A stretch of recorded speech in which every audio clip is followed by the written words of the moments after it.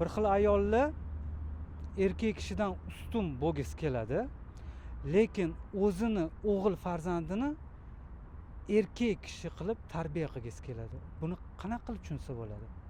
Har bitta berayotgan savolingiz judayam katta mavzuda. Bu qadriyat bilan bog'liq, bu tarbiya bilan bog'liq, bu oilaviy munosabatlar bilan bog'liq, bu og'riqlar bilan bog'liq, yoshligidagi qiyinchiliklar bilan bog'liq, qanaqangi muhitda o'sganligi bilan bog'liq, hayotga bo'lgan nazari bilan bog'liq. Bu endi ayollar aslida har qanaqa ayol bo'ladimi, erkak bo'ladimi, o'zini joyi qayerda ekanligini bilmaganligida.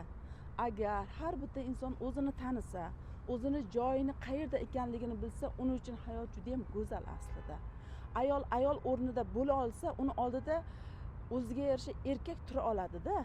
Agar u erkagini o'rniga o'tib ketadigan bo'lsa, uni oldida erkak kishi turmaydi. Ikkita erkak bitta joyda yashamaydi-ku. U o'zini haqiqatdan ayol ekanligini his qila olganidagina uni oldidagi erkak o'zini erkak ekanligini his qila oladi. Men o'ylaymanki, o'sha yana baribir shu gapga aylanib keladi. Har bitta inson o'zini joyini bila olsa, o'g'lidan ham, eridan ham, otasidan ham, umuman erkak zotiga bo'lgan munosabatni to'g'rilay oladi deb o'ylayman. Ayolligini his qila olganda esa o'zini ayolligini, onasini, ya'ni ayollarni to'g'ri tushuna oladi.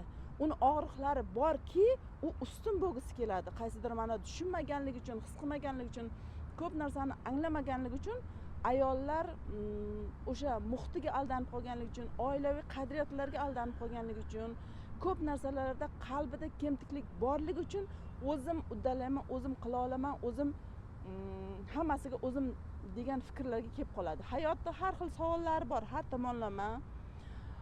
Shuning uchun bunga har qanaqangi muammo bo'ladimi, har qanaqangi savol bo'ladimi, bir yoqlama qarash kerak emas. Uni hamma taraflama tekshirib ko'rish kerak. O'zidan o'zi o'sha ayol shu holatga kelib qolmagan yoki qaysidir ayol o'zidan o'zi o'g'lini shu holatga kelishini xohlamaydi. Sabab o'ziga yarasha bir nimalari bor, jarayonlari bor. Shu sababdan shunaqa. Aytayman-ku, savollaringiz kichkina savollar emas, hammasi katta-katta savollar. Rahmat.